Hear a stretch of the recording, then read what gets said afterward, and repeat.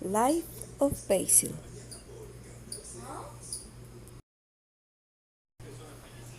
The first thing in his life that Basil remembered was cold air.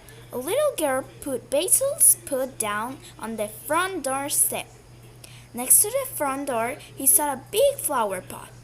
It was bright blue, and on it was painted a picture of orange cat. What a scary animal, thought Basil. This is your new home, little Basil plant, said the girl.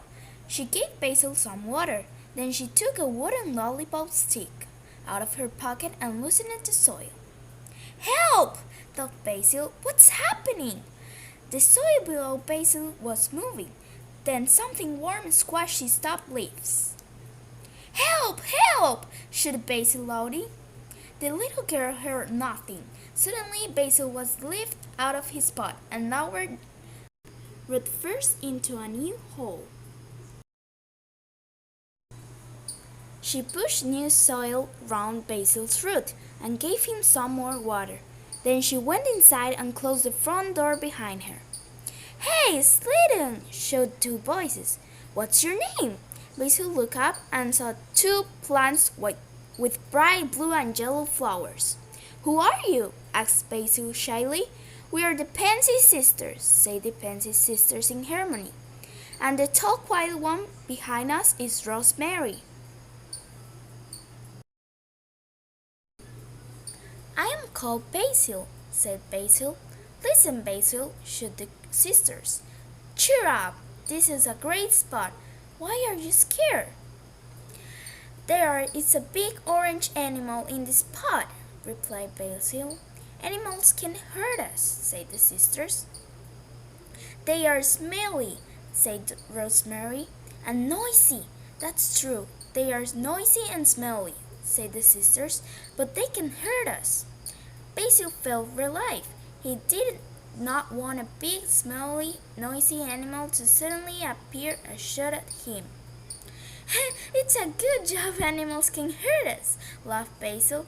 I didn't know they were noisy and smelly.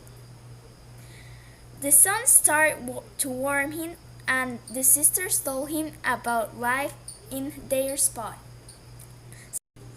Some days the yellow circle climbs up above us, and everywhere up there is blue, said the sisters, pointing at the sun. It is pretty like our flowers. It makes us warm and thirsty. When the yellow circle gets tired, it falls down there. The pansies point behind them to the show where the sun will disappear. Then we get cold and lose our colors, continue the sisters. Sometimes everywhere up there goes great, and balls of water fall everywhere, but we stop feeling thirsty. I feel thirsty now, said Basil. Rosemary, called the sisters. Can you see any gray? Rosemary looked over the wall. Yes, there is some coming this way now, she answered. It was very hot in the sun, and Basil began to feel tired. Luckily, great clouds started to fill in the sky and block the sun. The clouds became darker, and then it started to rain. Big drops of water landed in the flower pot. Some landed on Basil and knocked him down. When the rain stopped, Basil started to stand up straight. He looked round at his new home. There was something moving slowly into their pot. What's that thing coming into our pot? asked Rosemary. It's carrying something on its back. It looks like it's carrying its house on its back, said Basil. It must be a turtle, said the sisters. That's why it's moving so slowly. A turtle carries a house on its back. What else could it be? The animal moved slowly past Basil, leaving a slippery trail on the soil. It moved steadily over the Pansy sisters. The sisters started to laugh. Ha ha! laughed the sisters.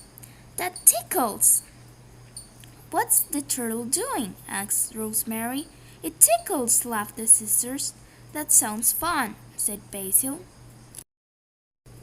The animal slowly went up onto a leaf. Yuck, shouted the sisters. It's all slimy. Oh, stop! That hurts. The clouds were blowing away, and now the sun shone on the flower pot. Suddenly, a small shadow passed over the plants. The shadow came back. It got bigger, and then a brown bird landed in the flower pot. The bird picked up the snail and hit it on the side of the pot. What's happening? Cried Basil. As suddenly as it had arrived, the bird flew off with the snail in its beak.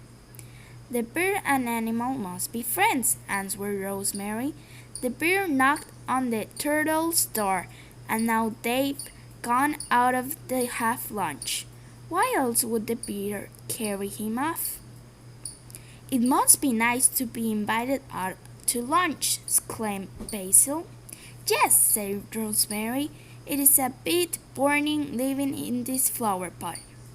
We like to stay here, said the sisters, but we are glad that it's time for lunch.